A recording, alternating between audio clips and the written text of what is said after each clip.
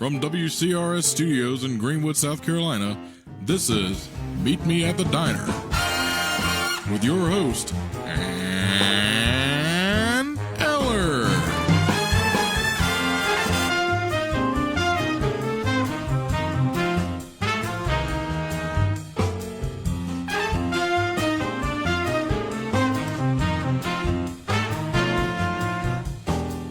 Oh, that's right. It's time for Meet Me at the Diner. Whew, just was a little close here this afternoon, but we got it. We're here. We're on the radio. We're on Facebook Live, so you can join us if you'd like on Facebook Live at WCRS 98.5 FM /1450 AM. Yes, I'm Ann Eller. Yes, I have a great show for you here this afternoon. My very special guest is Jeff Marshburn. He is with Team Rubicon, and he is going to tell us stories and how it got started, how he got involved in it, plus some great stories about our own area right here in Greenwood. So, Jeff, welcome to the show this afternoon. Well, thank you, Ann. I appreciate the time being here, and I appreciate you letting us tell our story. Oh, absolutely. I think it's fabulous when you know about it. Now, tell us for a little bit, how did you get involved in Team Rubicon? Great. So in 2017, I moved to Texas after retiring from the Army, and it was the week that Hurricane Harvey hit Houston. Oh, my goodness. Yeah, and on TV was a interview with Jake Wood, who's the founder of Team Rubicon, and I was watching it and just kind of thought, hey, that's pretty interesting. So I went to the internet and signed up and started volunteering, and a couple years later, here I am. Wow. Now, when you retired from the Army, what was your intention? What were you going to do?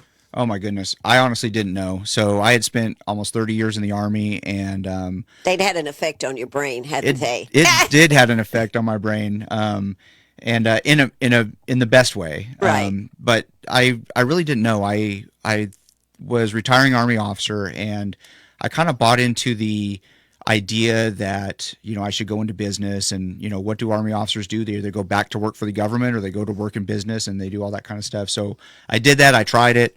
I spent some time as a police officer too in East Texas where I live, and just trying to kind of find my way. When you have spent that much time in one organization, you tend to be a little regimented. Yeah, that's probably the right way. Yeah. Yeah.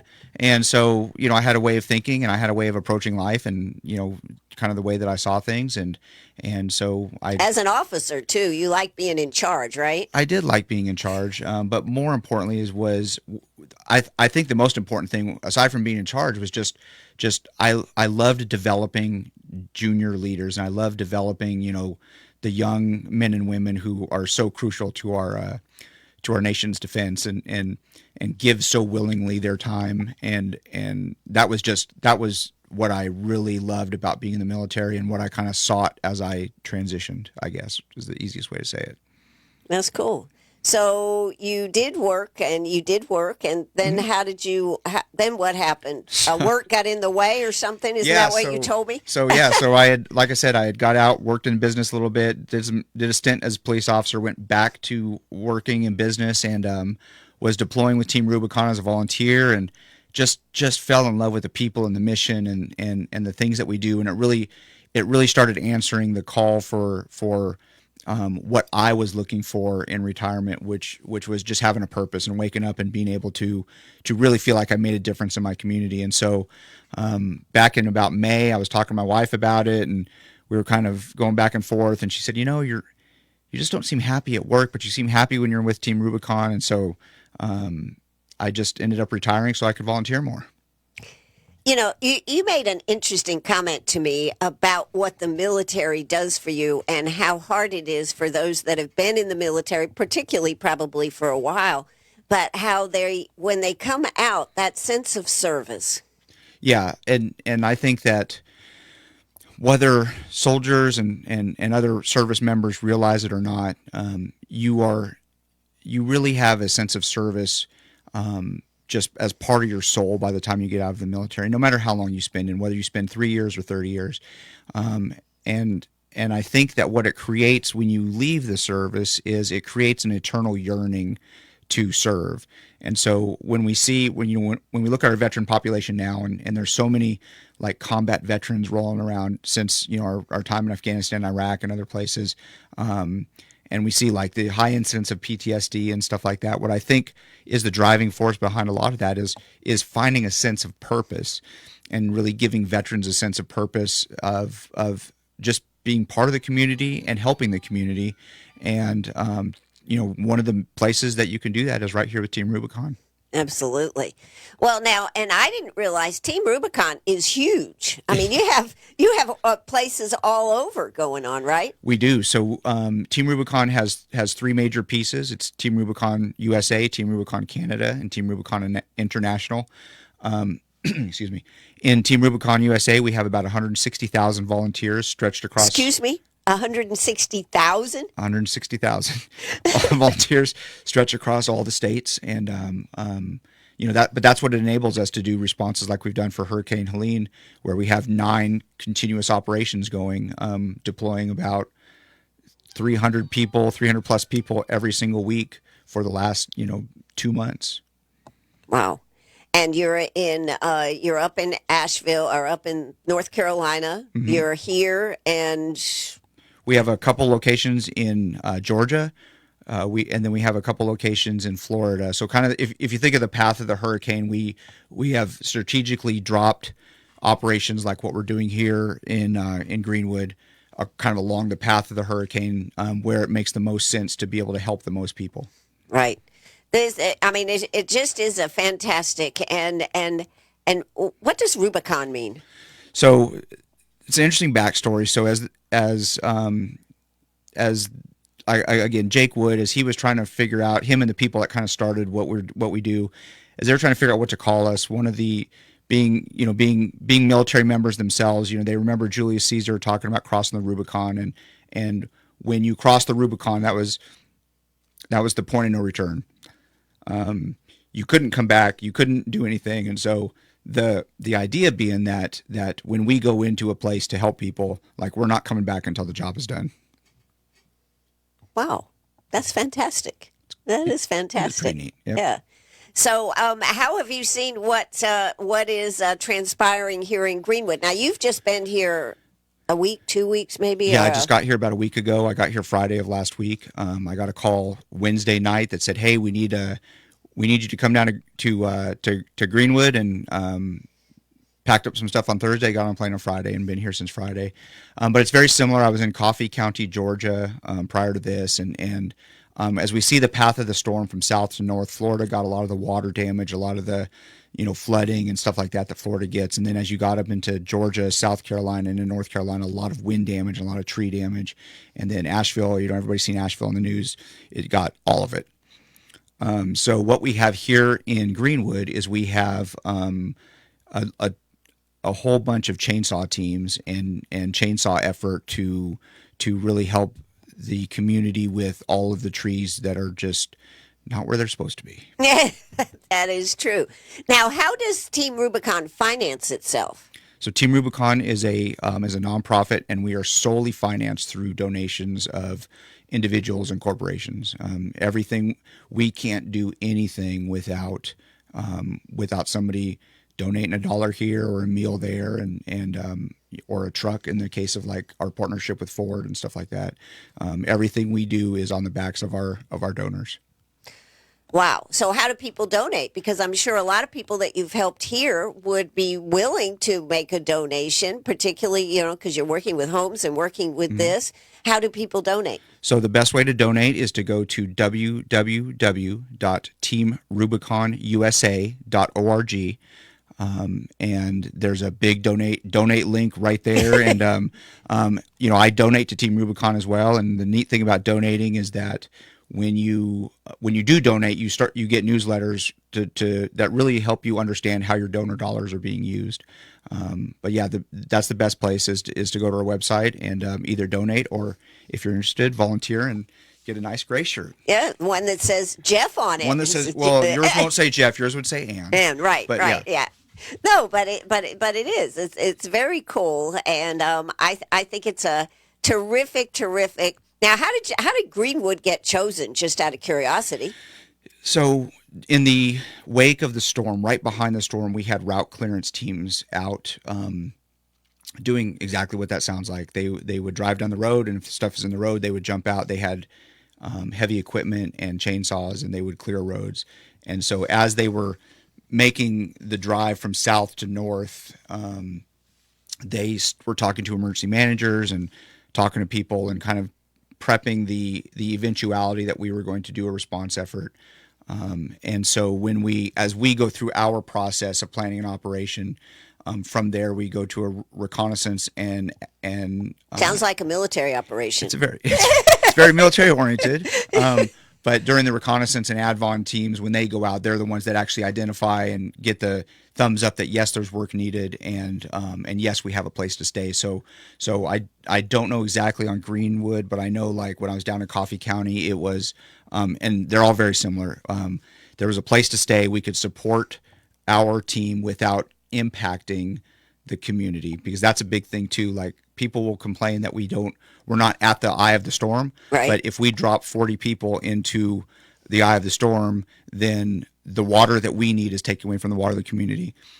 The food we need is taken away from the food of the community. So we're very deliberate about trying to put our operational bases in the right place to support the community without taking away from the community. Wow. Now, you are all at South Main Baptist. We are. Yeah. Yes, and you have all kinds of trailers over there. I've driven by. I haven't actually been inside, but kind of fill us in how South Main has been able to accommodate you with the sleeping arrangements and all this good stuff. So the team at South Main has been absolutely amazing. We couldn't have a better partner. And so they have graciously allowed us to take over pretty much the entire third floor of the church where we're sleeping. On the main floor, we occupy a couple offices and a whole dining area. And then on the bottom floor of the church, we have some storage area for chainsaws and stuff like that, and we're using their showers because they have a gym there and everything else. And aside from that, which parking is always a premium, and we have about 13 plus or minus vehicles, all big, huge trucks that don't park very easily, and 2 giant trailers. And a giant truck that has a trailer with a piece of heavy equipment on it. So they've been very gracious and given us space, and we know that we impact their footprint, and it is a it's just a relationship that only comes from something like this, and once we leave from here, we look forward to staying in touch with a great team at South Main Baptist and Pastor Andy and his whole team. They've just been wonderful to us. Absolutely.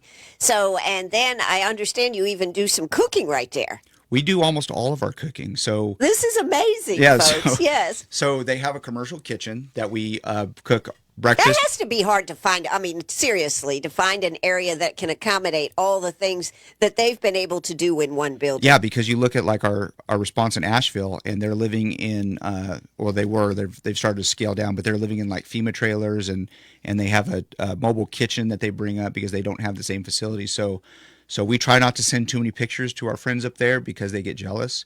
But we do have a commercial kitchen in the church, and we do cook every breakfast we cook, and then most dinners we cook, and then the dinners that we don't cook, we try to go out to a local establishment as opposed to a chain. Nothing against the chains, but if we're going to spend our money, we want to spend it with the people that are here in Greenwood. And then people bring in food to you too. I mean, I understand you think you may have gained a pound or two. I was telling you that before we got on the air, but in a lot of these operations, I've been on ones down in Houston and Texas and some of these really hot places, and you're just all day sweating, barely able to keep enough nutrients in you. The people here have been so good to us that I honestly think some of our volunteers may go back a pound or two heavier instead of the Team Rubicon weight loss plan that they're usually on. Well, we love to cook here in Greenwood, and cooking for a large group. Now, how many guys and gals are here? right now we have about 44 people at South Main Baptist, and they are from all over the country. I have people from California, New York, Pennsylvania, Florida, and then of course, a handful of people from here in South Carolina, and then I think I have one daily driver, so one person who's local enough to where they can drive back and forth each day. And one of the great things about Team Rubicon, you think chainsaws and all this crazy heavy equipment stuff, but I want to think that we're probably about, of the 40, probably about 10 to 15 are females, and so we don't discriminate. If you want to run a chainsaw, we will put one in your hand and get you working. That's cool. Now, and other things that I think might be interesting for the folks to know. So you have about 40, you have about 44 here in this group, and not all of them are veterans. Nope. I thought that was an interesting point. Tell us a little bit how Team Rubicon works as far as that goes. Yeah, so Team Rubicon, and we've kind of danced around this a little bit, but Team Rubicon was founded in 2010 by Jake Wood, who was a Marine. I don't think you say former Marine, but he was a Marine. They're always a Marine. That's right. Once a Marine, always a Marine. And so the organization was really started and differentiated ourselves by bringing to the disaster space what veterans bring, which is tenacity. And the worst thing you want to tell a veteran is you can't do something, because then we're going to do it. And so as the organization has grown and changed and developed and become more I don't know if professional is the right word, but just gone from a startup to a full-fledged organization. Got all your tactics down and Yep. everything. Yeah, you have yeah. a system to it. We're probably about 70% veterans still, and about 30% kick butt civilians. We call them something else, but we are. This is a family-friendly radio Show. station. Yeah, yes. We love that we are not just a group of veterans, because it allows family members in, and it allows people who maybe didn't have the opportunity to serve to connect with the wonderful veteran community that's out there and help understand veterans even more. Well, and do you work when you're in a town like this? I mean, we have our National Guard here. Do you coordinate with any of them or not? No. Yeah, so when we get on the ground, we reach out to the different organizations that are here, other volunteer organizations. Usually we do that through the county emergency manager or through the emergency operations center, whatever's running. And so we try to make sure that we know where everybody's at and everybody knows where we're at, so that if there's any mutual supporting stuff we can do, we're more than happy to. It just depends on the need. Most organizations in the disaster space, when they show up, they're pretty self-sufficient. But sometimes, and I don't remember the name of it, but I know there's an organization running around that has like bucket trucks that we don't have. And so, we reach out to them. And then sometimes, an organization will reach out and say, hey, can you send a chainsaw team? We need to do X, Y, and Z. And so, we're always happy to play with others. And again, that's how we get better, is we get better through that connection with the people to our left and right. Sure. Now, let's see, what is your title? I am the incident commander here in Greenwood. Okay. And but you just come in for a couple of weeks, is that right? And then there'll be another incident commander, or how does this work? Yep, Because last time I think I talked to Linda. I think she was. That may have been. Right. So the way it works is we establish an operation, and there's different parts that we look for. We put out a call to all of our volunteers and say, hey, we're running an operation in Greenwood, South Carolina. Who wants to come? And so people go online, on our online portal, and sign up, and then we start looking at who's signing up. And one of the first things we have to establish is the command team. The command and general staff is what we call it. And so we come in with the first wave of volunteers, and chainsaw teams and whatever else that we're trying to accomplish. And generally we rotate every 7 days. That keeps us fresh, because we're doing extremely dangerous work, and if complacency sets in from being here too long, you could really get somebody hurt.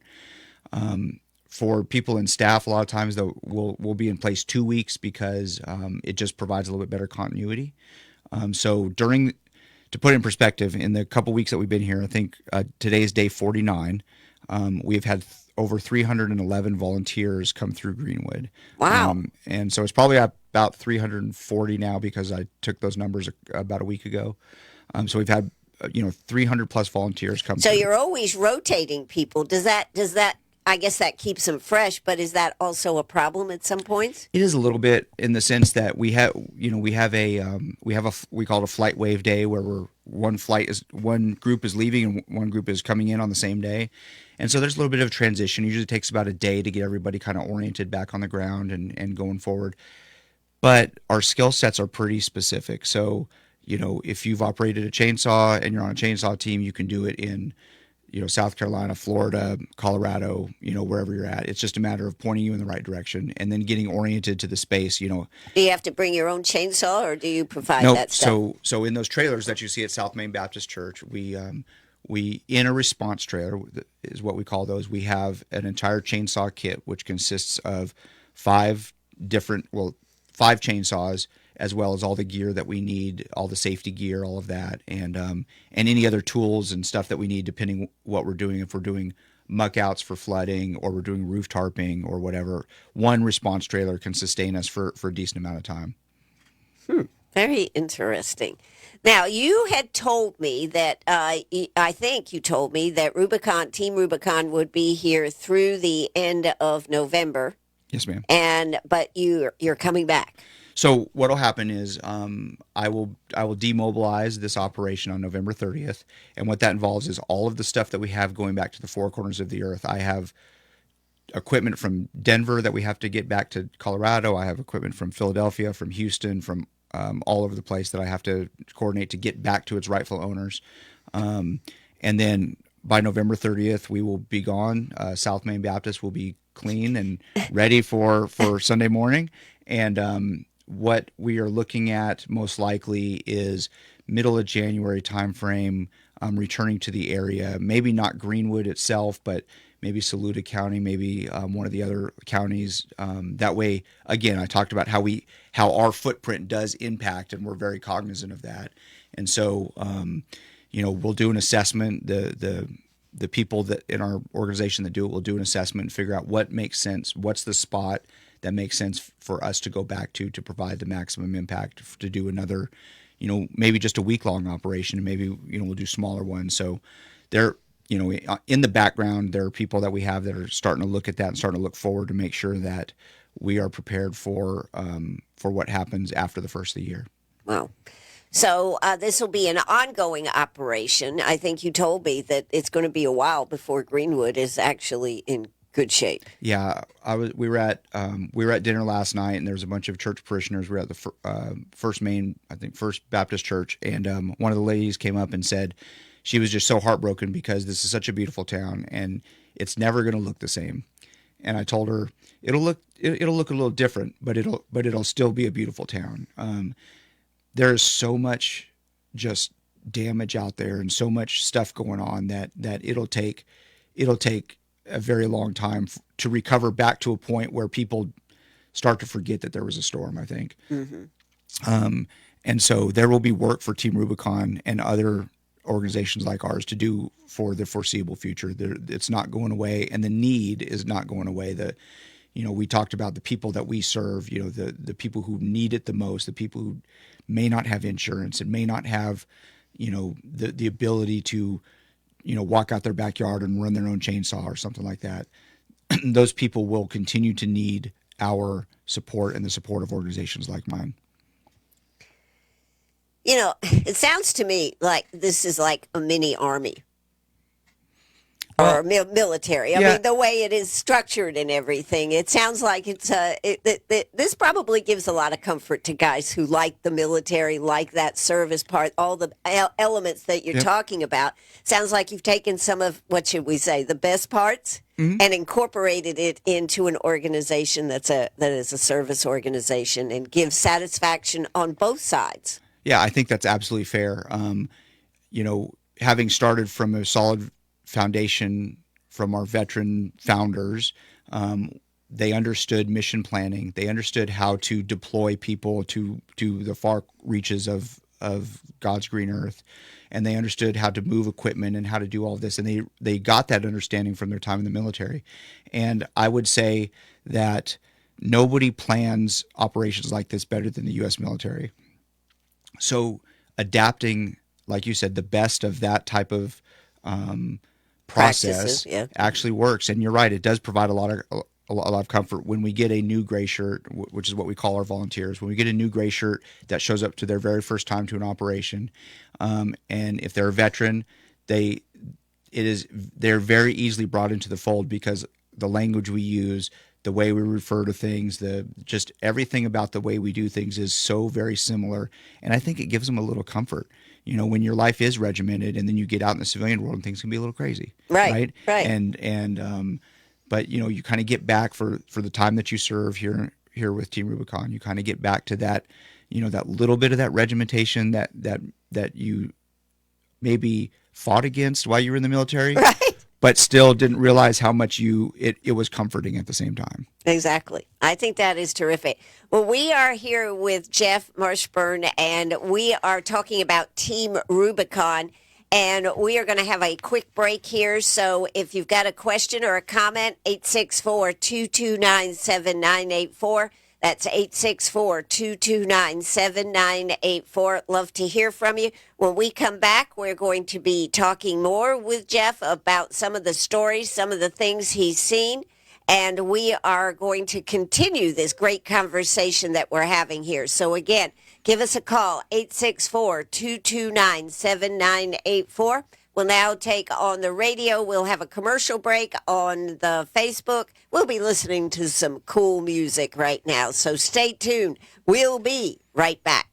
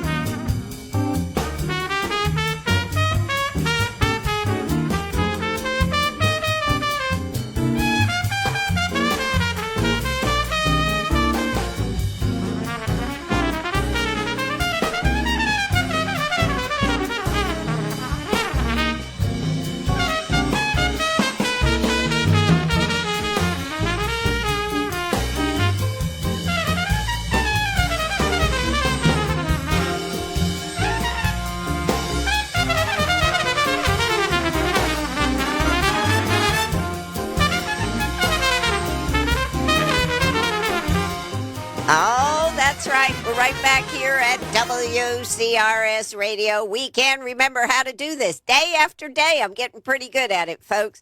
We are on Facebook Live. We're on the radio. And we are here with Jeff Marshburn. He is with Team Rubicon. He has had a lifetime of military, and now he's working with Team Rubicon and is actually, I think what we could say, a happy camper. Absolutely happy camper. Yeah. You know, I think it's so great when somebody finds a void that they were looking for and is able to do. I say that when I lay my head down for the last time, I want to know that I've done a good job and maybe I've left things a little better than when I started. Yeah, I think that's so important. I think as human beings, we crave we crave that connection, and we crave to know that, like you said, we made a difference. And then you bring that together with community and being able to serve the community, and being able to, be able to look outside and know that when we came here, things were bad, and when we left here, things were a little bit better. Right. And for some people, I'm sure it's a lot better. Now, what can you tell us some stories about what you've seen? We've talked about the history, how it started, what's happening with Team Rubicon. What have you seen, or what have you experienced? So, with this storm specifically, I think one of the things that you have to approach it, what you've seen from a timeline perspective, right? Mm-hmm. So I can't count the number of houses that we've shown up to, and when you drive up what might have been a driveway, all you see is a pile of sticks. Mm-hmm. And you look at each other and you go, "Oh my goodness, there's a house, underneath that pile of sticks." And so we go up and we talk to the homeowners, and the first thing that we do when we meet a disaster survivor is what's called a site survey. It's usually a 2-person team, mm-hmm. and they go out and they, like I said, they knock on the door, and they just get the story, and they're listening to what these people have gone through and kind of what's happened, and a lot of times we are the first people that they see that is from an outside organization that is simply just there to help. And an unfortunate side of that is there's a lot of disaster predators out there. Mm-hmm. So, when we tell them, "Hey, we're from Team Rubicon and we're here to help, and our services come at no cost to the homeowner," we get a lot of disbelief. We get a lot of people that are like, "What?" Like, yeah. Like, I've heard this one before. But making that initial connection is always a very both emotional and just amazing time. And so, like I said, if I can categorize what I've seen in this specific storm, it is unreal to see the power of nature pick up, 200-year-old trees and just put them wherever they want. And then being able to get in there and like I said, as you look at it from a timeline perspective, day 0, it's you can't even imagine what you're looking at. By day 2, just 2 days later, all of a sudden, the trees are moved. There's neat little piles, and we're getting a bunch of hugs and moving on to the next place. I know down in Florida, they're seeing a lot of flooding, and that's going into people's houses and cutting out drywall, and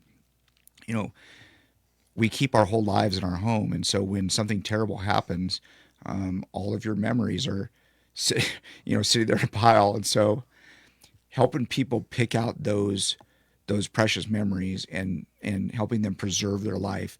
I tell our teams when they go out every day that, to remember, we're not, because of the time frame, we are not saving lives. We're just making somebody's life a little bit better than it was when we showed up. And so, everybody that's listening to this has probably driven around and seen stuff or had stuff happen to them, or hopefully some of my gray shirts that I posted this for are listening and they've been there. But we've all seen it, and then you drive by 2 days later and you're like, wow, it almost looks almost normal. Yeah. And that's the story that we hear and see over and over again. It's meeting the people, like I said, who can't. There's no way that they would have gotten help without, 4 or 5 or 6 of us showing up with chainsaws and strong backs that can drag stuff out of the way. And I understand that after a day full of working hard, and then I guess feeding your bellies, and then you go over to the YMCA and work out. God, you guys are nuts. So there's a couple of us that do. I actually was in a meeting earlier, and we were it was a group of us from the leadership team, and we were actually talking about how it is that we are encouraging, fitness downrange, mental, physical, spiritual fitness, that kind of stuff. And one of the stories I told you before, not only do we have a couple people that go to the YMCA, but I have this guy that showed up Saturday, and he grabbed us. He said, "Hey, can I get a truck at like 4:30 in the morning?" We're like, "What do you want to do?"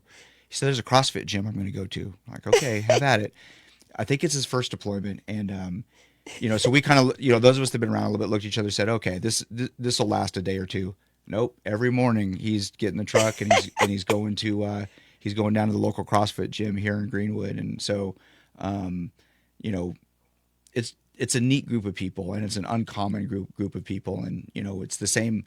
When you talk about veterans and fighting in wars and all that kind of stuff, it's a very small percentage of people that do that, and it's a very small percentage of people who will, leave their families for a week or two during the Thanksgiving week, like we are next week, and come to a strange place and just help people, just because honestly it's fun. It's fun to do the things that we do, and it gives us that great feeling when we get done that we actually made a difference in somebody's life.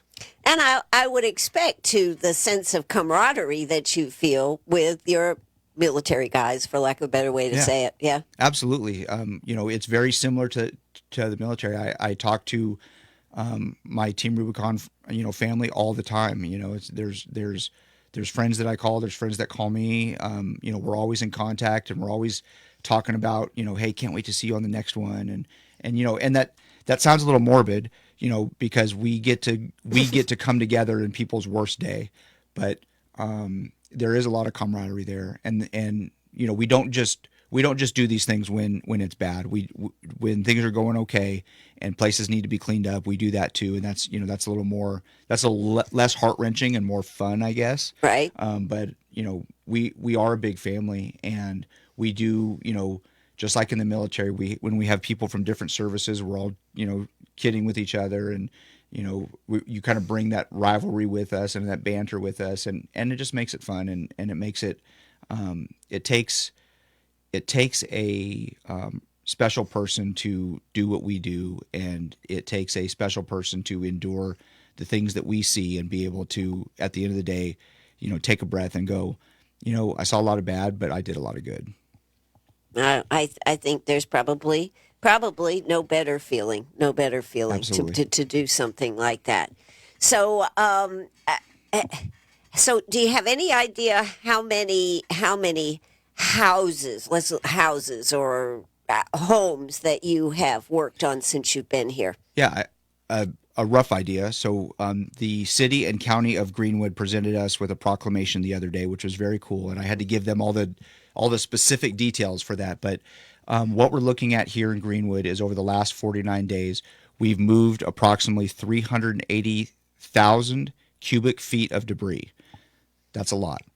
1 cubic foot of debris is about the size of a basketball. So 380,000 basketballs of debris we have moved for people.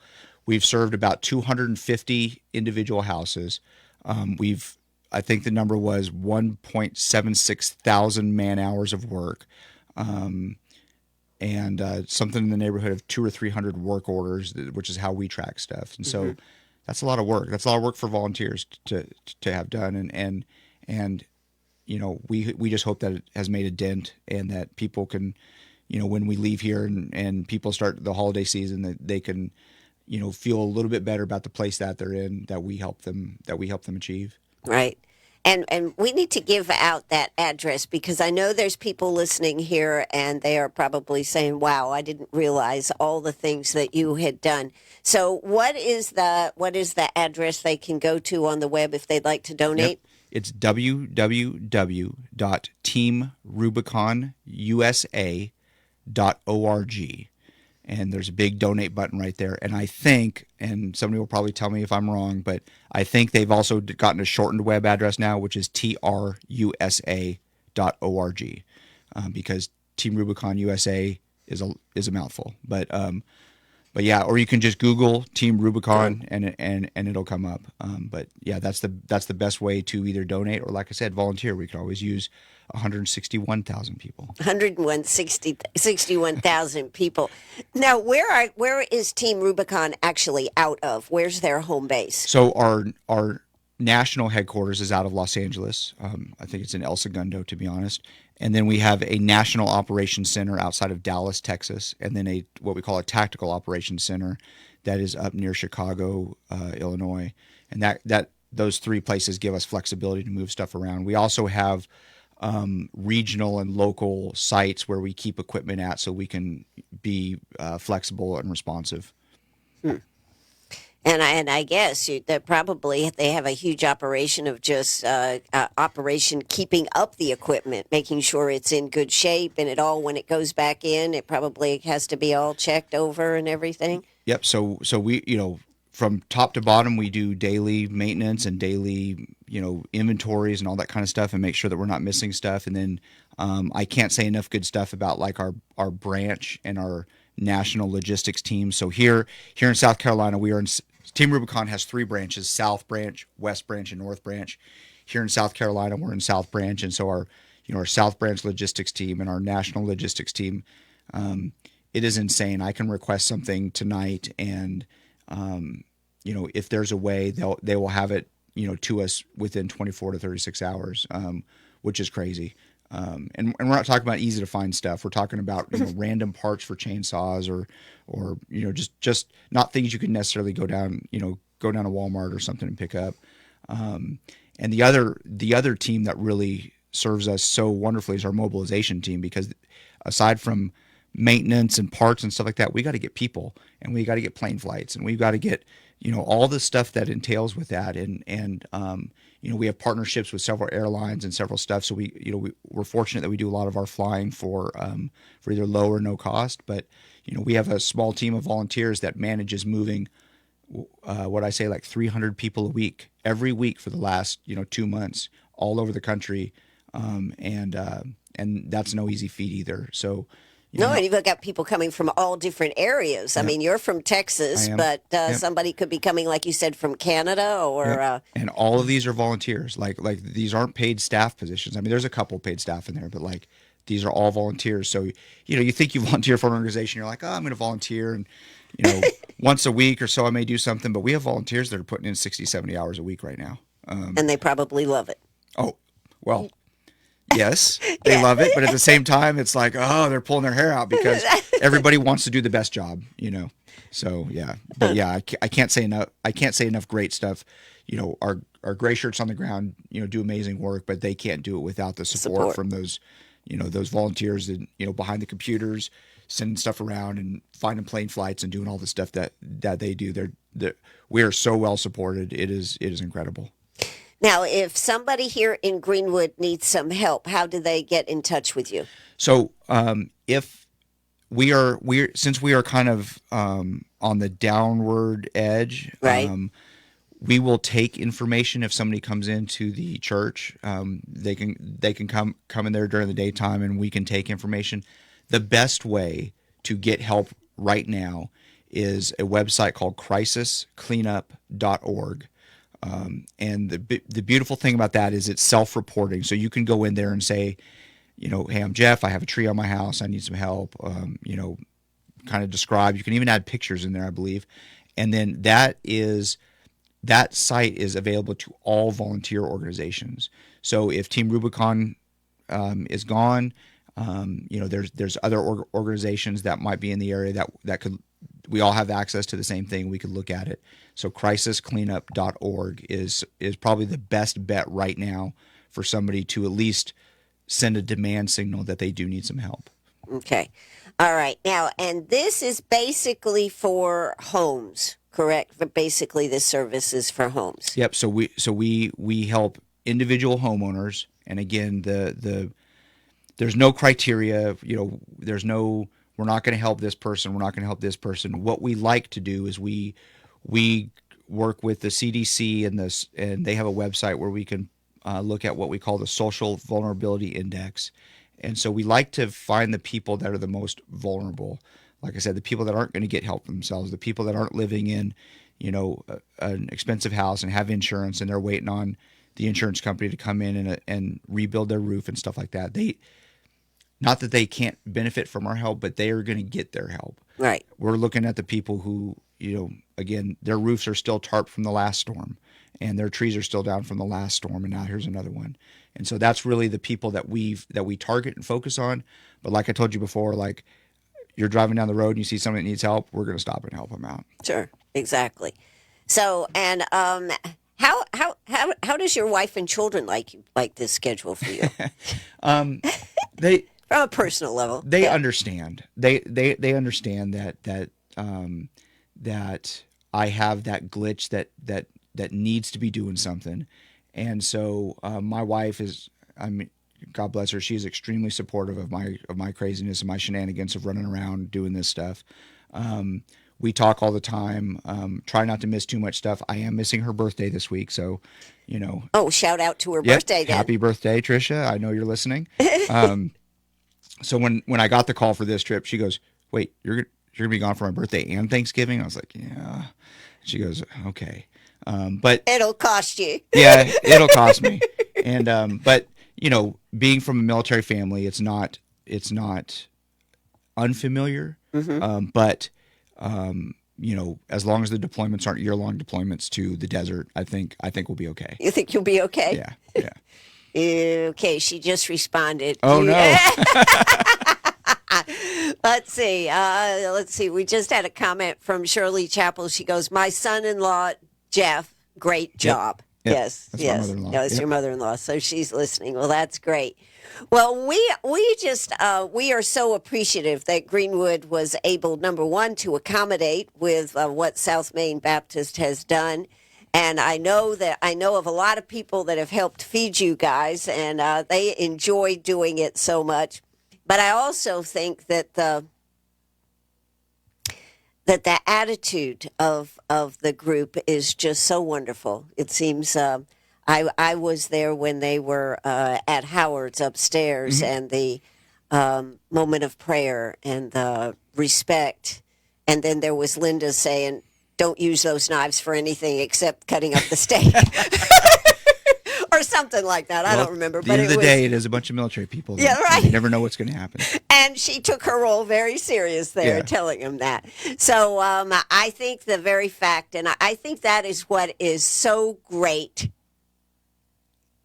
As I'm opening my birthday gift now. Thanks, babe. See you soon. That's pretty cool. Isn't that cool to be on the radio right now? Yeah, absolutely. Yeah. So, very cool. But I think that is what a lot of people miss about the greatness of the military. Yeah. In training people on, my husband used to say, and this was, of course, a long time ago, that when you got in the military, you learned, I think it was 3 things. One of them was getting out of bed and being on time, making your bed, and then there was something else. But there were 3 things that forced you to conform. Yeah. And that's helpful. Well, it's helpful, and it also it's also a bonding activity, right? So you mentioned the kind of the attitude of our group, and I think that what really promotes that is we're here for a common purpose, and we like to really check our egos at the door. I have people in my groups that have PhDs, they're medical doctors, they're crazy accomplished people, and they come here and they're like, they're just dragging wood around, and doing great stuff. And so I tell my team every morning that I am always just humbled by the men and women that volunteer to come to a strange place and help people that they don't know. I mean, it's truly humbling, and it's just a good group to be a part of, and they really are, like you said, they're just neat to be around. It's just a neat group to be around, and that's what keeps people coming back. Absolutely. Well, I know that. So, what'd she get for her birthday? So my wife she's a real estate agent, but she also runs a wildly successful crafting business, and so I got her a piece of equipment that helps her do crafting more mobile than her stuff that she has set up on her desktop. Okay. Hopefully she actually did open it. Otherwise, I just spoiled it. As I'm opening my birthday gift now. Thanks, babe. See you soon. So let's hope she did open it. But, that's cool. And of course, a military guy would get a piece of equipment. Right. Ah, Yeah. there you go. Yeah. For sure. For sure. Well, this has been a real treat to sit here and talk with you this afternoon. I think a lot of people have been curious as to what it's all about and how it works, and to have this opportunity to get some questions answered. I certainly hope that people will go to teamrubiconusa.org and make a donation if you've been able to, or if you just see the good works they've done in our community and you'd like to be able to help them help another area. That would be a really great thing to do as we go into the holidays. So basically, Team Rubicon takes a break during the holidays. Is that right? We try to. I mean, it's not always, we're not always able to, but looking into the crystal ball, it's like we're coming up on Christmas. We've been at this, 49 days now. So by the time we get to the middle of December, not all of our operations across the country are have a 30 November end date. Some are extending into December. We may be in places through December and into the beginning of the year. But I think that, appropriately with a volunteer organization, I think it's important to get them back to their families for the holidays, for Christmas, and have that time with their families, for them to recharge. One of our cultural principles is change your socks. So they can get home, they can change their socks, they can, kind of, like I said, recharge a little bit, and then come right back out and do it all over again. I think that's great. And, I think that puts that emphasis on doing good is when you've spent that home time, and you can say, yes, I can go out and do this now because I've fed my soul with my family. Absolutely. 100%. And, we're thankful for our families. Our families let us do this. And, I've said volunteer 100 times here, but we are volunteers, and that's special because, we're not doing this for a paycheck. We're not doing this for anything other than enjoying being around the people that we serve with, and enjoying being around the people that we end up serving when we knock on your door. Absolutely. Well, this has been a soul-satisfying show here today. To hear more about this and see what you do. And I'm going to keep your number, and who knows, I might call you one day and say, "Where you at, Jeff? What are you doing?" Please do. That would be fun right there, just to see the missions. And just in closing, to just say a few words about Asheville and the mountains up there. That has to be a really, really hard for those guys up there to be dealing with. Yeah, I haven't had the opportunity to be up there, but every report we get from there is just the devastation is unimaginable. Entire towns just gone. So you don't see that level of devastation very often, especially in the United States. We're blessed with amazing weather and stuff like that, but like the stuff they're seeing up there is like biblical. So absolutely. So keep them in your prayers as you enjoy Thanksgiving. And I hope you have safe journeys when you all go back. Thank you. And I do hope you do come back to this area or close by, so that we will see what else is happening and make a difference, because you have made a great difference in our community. Well, thank you so much. If I could say one last thing is, go to our website, not just to donate, not just to volunteer, but just read our story and read the stories of Gray Shirts. We have a great media team that's put together a great website, and there's a lot of good stories on there, and learn a little bit more about us. Well, I think I should do that. I should share more of these stories as time goes on, now that we've gotten this connection. Well, you are listening to WCRS. Jeff Marshburn, would you like to say anything else? Any other shout-outs to people out there this afternoon? Or no, just thank everybody for your support. It's been amazing here, and we'll see you out there. We'll see you out there. Okay, I like it. You are listening to WCRS right here in Greenwood, South Carolina. Thank you so much for everybody being here this afternoon. That is going to do it for us. So take it away with the end of the show. Y'all have a good one. Thanks so much, everybody, for tuning in. And Jeff, thank you so much for being with us this afternoon. It's been absolutely an amazing afternoon. Bye-bye, everybody.